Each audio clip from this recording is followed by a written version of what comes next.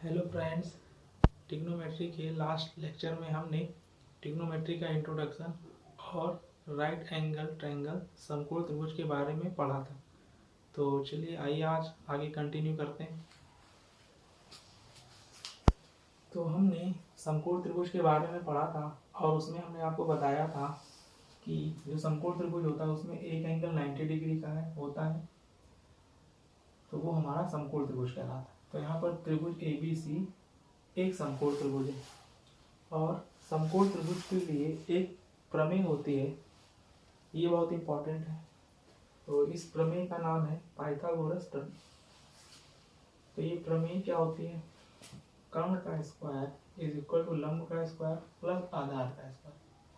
तो लास्ट वाले लेक्चर में मैंने आपको बताया था कि लंब को परपेंडिकुलर कहते हैं जिसको P से डिनोट किया गया है, आधार को बेस कहते हैं जिसको B से डिनोट किया गया है, और कर्ण को हाइपोटेन्यूस कहते हैं जिसे H से डिनोट किया गया है। तो उसी को मैंने यहाँ शॉर्ट में लिखा है H square is equal to P square plus B square, means कर्ण का स्क्वायर इज इक्वल टू लंब का स्क्वायर प्लस आधार का स्क्वायर। ये बहुत इंपॉर्टेंट प्रमेय है, इसका यूज भी होगा क्वेश्चन में। तो अब इसके आगे बढ़ते हैं। तो अब हमें सीखना है त्रिकोणमितीय अनुपात, ट्रिग्नोमेट्रिकल रेशियोज।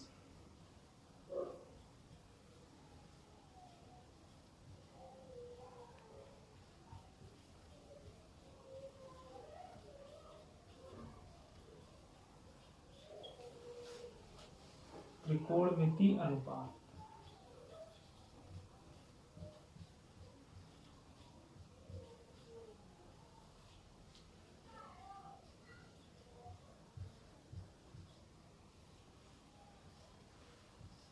तो पहले आपको ये पता होना चाहिए कि ट्रिग्नोमेट्रिकल रेशियोज होते कितने। तो यहाँ पर ट्रिग्नोमेट्रिकल जो रेशियोज होते हैं वो टोटल 6 होते हैं और मेन जो है वो 3 होते हैं। जैसे पहला साइन, दूसरा होता है कॉस और तीसरा होता है टेन। और अभी आगे भी आप लोग पढ़ेंगे। चौथा होता है कॉसेक और पांचवा होता है सेक और छठा होता है कॉट। तो मेन हमारे पास ये 3 ही होते हैं, साइन, कॉस, टेन और कॉसेक से कॉट। तो ये जो कॉसेक से कॉट है ये साइन का रेसिप्रोकल कॉसेक होता है, कॉस का रेसिप्रोकल सेक होता है और टेन का रेसिप्रोकल कॉट होता है। लेकिन हमें मेन ये 3 ही लर्न करने होते हैं और आगे हम अगर फार्मूला या वैल्यूज भी लर्न करनी होंगी तो हम इन 3 के लिए ही करेंगे। अब इसके बारे में जान लेते हैं कि ये जो रेशियोज हैं ये मेन साइन, कॉस, टेन ये 3 ही क्यों थे, और ये जो कॉसेक से कॉट है ये तो इनके रेसिप्रोकल है। तो चलिए इनके बारे में जानते हैं साइन, कॉस, टेन ही क्यों थे। तो देखिए, जैसा कि आपको पता है, एक यहाँ पर ले लेते हैं समकोण त्रिभुज और इसका नाम हमने दे दिया P, Q और R। और आपको मालूम है यहाँ पर ये जो एंगल Q है ये 90 डिग्री, ये 90 डिग्री का नोटेशन है। यहाँ पर हम लिख भी सकते हैं 90 डिग्री। तो आपको मालूम है कि त्रिभुज जो होता है उसके तीनों एंगल का जो सम होता है वो 180 डिग्री होता है। तो ये अगर 90 डिग्री है और इसको हम लेट कर लें कि ये जो एंगल है वो थीटा है, तो आपको मालूम है ये 90 हो गया और ये थीटा है, तो ये हो जाएगा, इसको हम यहाँ लिखते हैं 90 माइनस थीटा, क्योंकि त्रिभुज के तीनों कोणों का योगफल 180 होता है। तो ये 90 और ये थीटा, तो ये 90 माइनस थीटा हो जाएगा। अब देखिए यहाँ पर सबसे पहले यहाँ पर ये डिस्कस करते हैं साइन, कॉस, टेन ही क्यों 3। तो इसमें देखिए ध्यान से, सबसे पहले ये जो रेशियोज थे इनकी वैल्यूज को देखिए। इस एंगल के लिए ये जो हमारा थीटा एंगल है, इस थीटा एंगल के रिस्पेक्ट में अगर हम इन भुजाओं का रेशियो निकालें, मतलब आपको पता है जो समकोण त्रिभुज है ये हमारी परपेंडिकुलर है, ये हमारी बेस है और ये हमारी हाइपोटेन्यूज, ये लंब और ये आधार है और ये कर्ण है। तो आप देखेंगे यहाँ पर अगर हम इस परपेंडिकुलर का और हाइपोटेन्यूज का रेशियो निकालें, परपेंडिकुलर और हाइपोटेन्यूज का रेशियो निकालें इस एंगल के रिस्पेक्ट में, ठीक है, तो हमें कुछ ना कुछ वैल्यू मिलेगी। और फिर हम क्या करें, एक दूसरा समकोण त्रिभुज लें जिसको हम यहाँ पर शो करते हैं। देखिए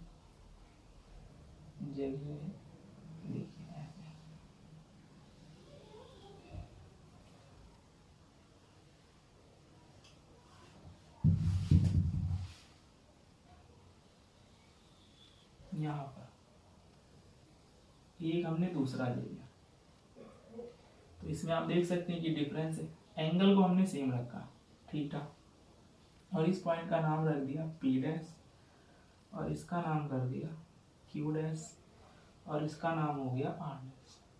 तो आप देख सकते हैं यहाँ पर ये जो एंगल है ये हमारा 90 डिग्री है, और ये थीटा है, तो ये हमारा हो जाएगा 90 माइनस थीटा, और ये 90 डिग्री। तो यहाँ पर भी आपको पता है ये हमारा परपेंडिकुलर और ये बेस और ये हाइपोटेन्यूज। तो आप देख सकते हैं यहाँ पर ये भी हमारा समकोण त्रिभुज था पी क्यू आर, और यहाँ पर हमने दूसरा समकोण त्रिभुज लिया है P dash Q dash R dash, लेकिन एंगल हमने सेम रखा है। मतलब इसी थीटा एंगल के रिस्पेक्ट में हम परपेंडिकुलर और हाइपोटेनियस का रेशियो निकालने वाले। तो यहाँ पर आपको मिलेगा, जब आप रेशियो निकालेंगे परपेंडिकुलर और हाइपोटेनियस का, तो यहाँ पर जो परपेंडिकुलर और हाइपोटेनियस का रेशियो आएगा, और जो हमें इसके लिए मिला था परपेंडिकुलर और हाइपोटेनियस का रेशियो, अगर हम एंगल सेम रखते हैं तो ये जो रेशियोस है परपेंडिकुलर और हाइपोटेनियस का, परपेंडिकुलर और हाइपोटेनियस का, ये सेम वैल्यू आएंगे। ऐसे ही तो ये जब वैल्यू सेम मिली इस एंगल के लिए, तो इसी का इन्होंने नाम दे दिया साइन, इसको इक्वल कर दिया साइन के, साइन, और इस एंगल को ले लिया जिसको आपको कांस्टेंट रखना है। और जब हमने परपेंडिकुलर और हाइपोटेन्यूज का रेशियो निकाला तो वो हमें कांस्टेंट वैल्यू मिली। सेम ऐसे ही थीटा एंगल ही रखें हम, और इस बार हम क्या करें, परपेंडिकुलर और बेस का रेशियो निकालें। तो यहाँ पर हम परपेंडिकुलर और बेस का रेशियो निकालेंगे तो हमें कुछ वैल्यू मिलेगी। सेम वही वर्क थीटा एंगल के लिए हम यहाँ पर करें परपेंडिकुलर और बेस का, तो यहाँ से हम परपेंडिकुलर और बेस का रेशियो निकालें तो भी हमें सेम वैल्यू मिलेगी।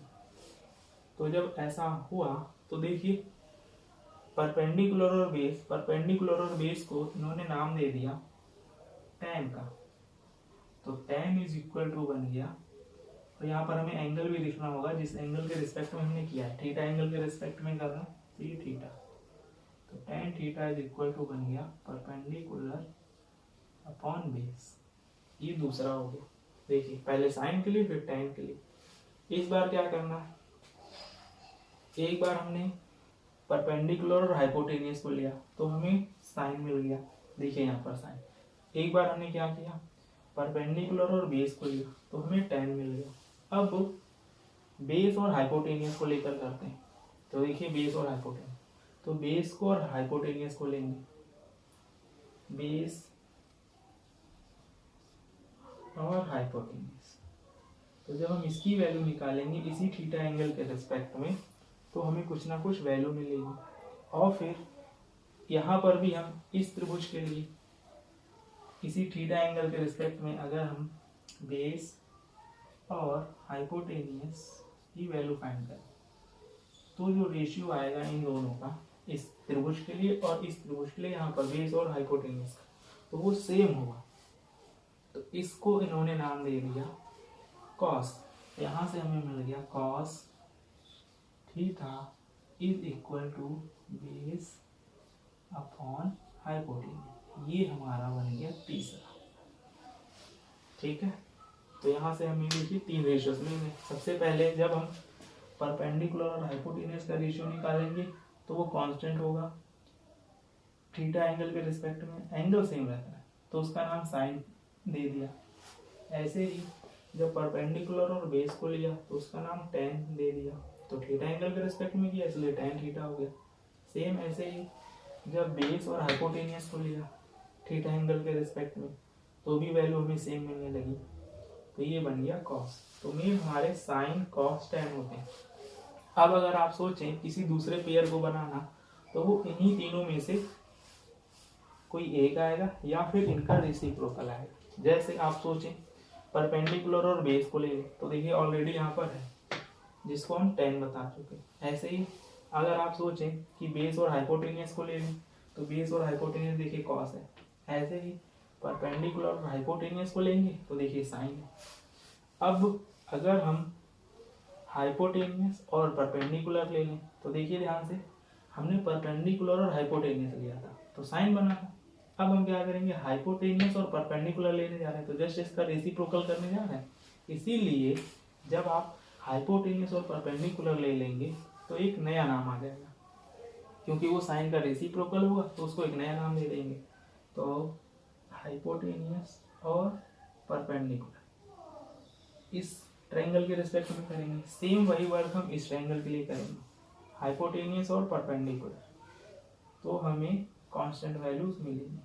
तो उसका एक नया नाम दे दिया गया कॉसेक, जो कि साइन का रेसिप्रोकल होता है। सेम ऐसे ही हमने देखिए बेस और हाइपोटेनियस लिया था तो हमें कॉस मिला। ऐसे ही हाइपोटेनियस और बेस ले लेंगे और फिर यहाँ पर हाइपोटेनियस और बेस ले लेंगे तो भी हमें थीटा एंगल के रिस्पेक्ट में कांस्टेंट वैल्यूज मिलेंगी। तो उसका नाम उन्होंने दे दिया सेक। तो कॉस का रेसिप्रोकल सेक होता है। सेम ऐसे ही अगर हम बेस और परपेंडिकुलर ले लें तो क्या मिलेगा इस त्रिभुज के लिए और फिर इस त्रिभुज के लिए बेस और परपेंडिकुलर ले लें तो एक नया टर्म आ जाएगा बेस और परपेंडिकुलर। तो इसको आप अगर ध्यान से देखें तो ये टेन का एक रेसिप्रोकल है। टेन थीटा क्या था परपेंडिकुलर अपॉन बेस, यहाँ ले बेस अपॉन परपेंडिकुलर, तो इसको एक नया नाम दे दिया कॉट, जो कि रेसिप्रोकल होता है टेन।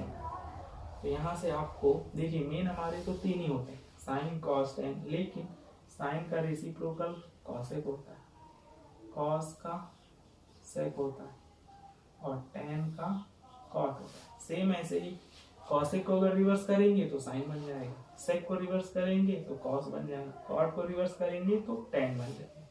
तो ये जो है एक दूसरे के रेसिप्रोकल होते हैं। साइन का रेसिप्रोकल कॉसेक, कॉसेक का रेसिप्रोकल साइन, कॉस का रेसिप्रोकल सेक और सेक का रेसिप्रोकल कॉस, टेन का रेसिप्रोकल कॉट और कॉट का रेसिप्रोकल टेन। तो क्लियर हो गया होगा आप लोगों को कि टोटल 6 रेशियोज ही हैं, sine cos tan cosec sec cot, और मेन कितने होते हैं 3, साइन कॉस टेन और फिर इन्हीं के रेसिप्रोकल। तो पूरी ट्रिग्नोमेट्री में आपको इन्हीं 6 रेशियोज के अलावा और कोई नहीं मिलेंगे, sine cos tan cosec sec cot. तो इस लेक्चर में बस इतना ही रखते हैं और इसके आगे का नेक्स्ट लेक्चर में आगे कंटिन्यू करेंगे। धन्यवाद।